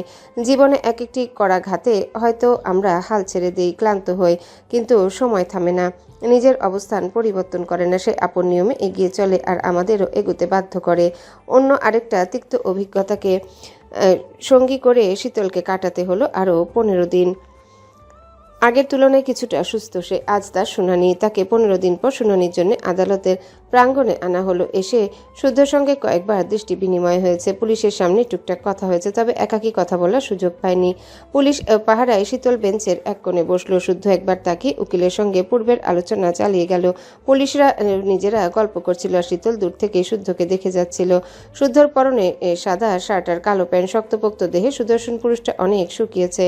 সে যখন মন দিয়ে শুদ্ধকে দেখছিল তখন শারাফাত চৌধুরী কথা বলতে এগিয়ে এলেন, কিন্তু পুলিশ বাধা দিলেন। হাতে থাকা বোতলে ডাবের পানিটুকু দিতে দিলেন না। শুনানির আগে কারো সঙ্গে একাধিক কথা বলা, কিছু খাওয়া, ফোনে কথা বলা যাবে না, উপর থেকে বারণ আছে।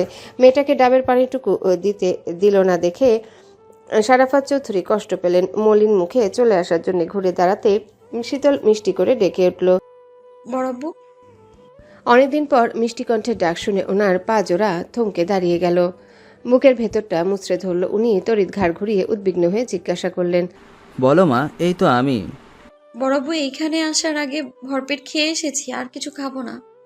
শীতলের কথা শুনে শারাফাত চৌধুরী মলিন হাসলেন। পাগলিটাকে খুব করে জিজ্ঞাসা করতে ইচ্ছা করলো, শুনানির আগে কেউ ভরপেট খেতে পারে বুঝি? গলা দিয়ে খাবার নামে ভরপেট খেলে মুখ শুকনো থাকে। তবে কথা বাড়ালেন না।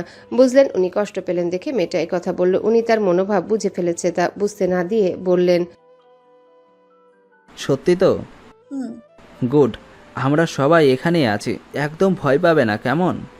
হুম কথা বলে যেতে গেলে শীতল পুনরায় ডেকে উঠল। ফিরে তাকালে শীতল আমতা আমতা করে বলল, হাতে কি ওটা ডাবের পানি? খাবে মা?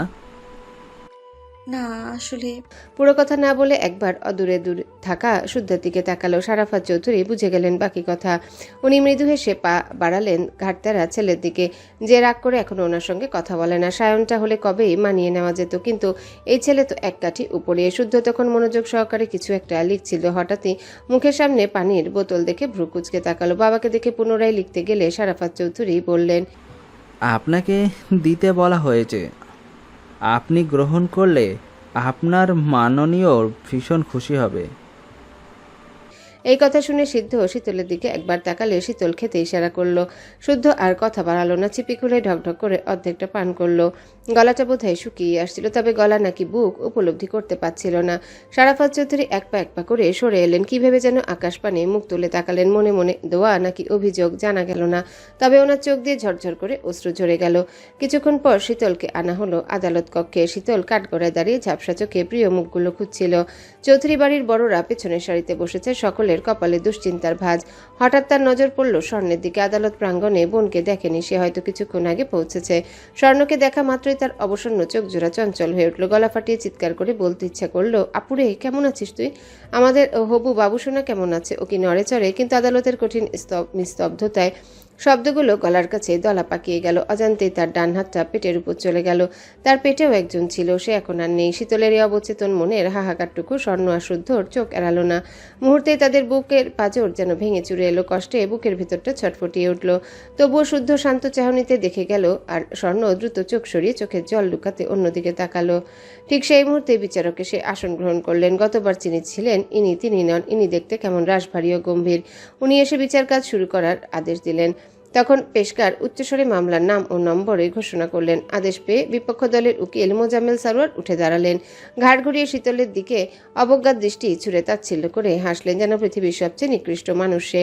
লোকটার তুচ্ছ তাচ্ছিল্য নীরবে হজম করে নিল শীতল। আদালত কক্ষ না হলে কিছু কথা শোনাতে ছাড়ত না। অতঃপর উনি বিচারককে তার অভিযোগগুলো একে একে বলতে শুরু করলেন। মাননীয় আদালত, আজ এই আদালতের সামনে এমন কিছু উপস্থাপনা করতে যাচ্ছি যেটা সত্যিই স্তম্ভিত করার মতো। আসামির স্কুল কলেজ সার্টিফিকেট, জন্ম সনদ অনুযায়ী তার বয়সটা খুবই কম, কিন্তু বয়সের তুলনায় তাই অপরাধের ভারটা অনেক বেশি। সে আসামি হয়ে দাঁড়িয়ে আছে আসামির কাঠগড়ায়। কেন?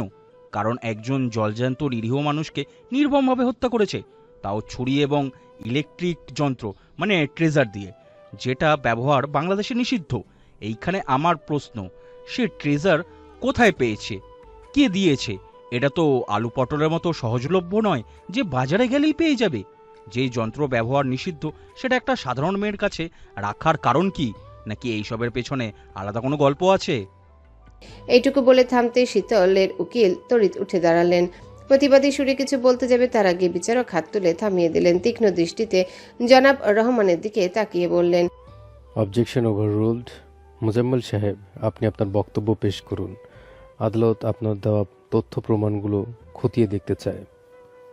বিচারকের এমন সপাটে আদেশে জনাব রহমান দমে গিয়ে ধীর পায়ে নিজের আসনে গিয়ে বসলেন। তাতে মোজাম্মেল সাহেবের মুখে এক চিলতে ধূর্ত হাসির রেখা ফুটে উঠল। উনি পুনরায় কথা শুরু করলেন। হ্যালো বন্ধুরা, পরবর্তী পার্ট খুব তাড়াতাড়ি আসবে, তো সবাই অপেক্ষায় থাকো। আর চ্যানেলটি যারা এখনো সাবস্ক্রাইব করোনি তারা পরবর্তী পার্ট দেখার জন্য চ্যানেলটি সাবস্ক্রাইব করে রেখো। ধন্যবাদ সবাইকে, আমাদের সাথেই থেকো।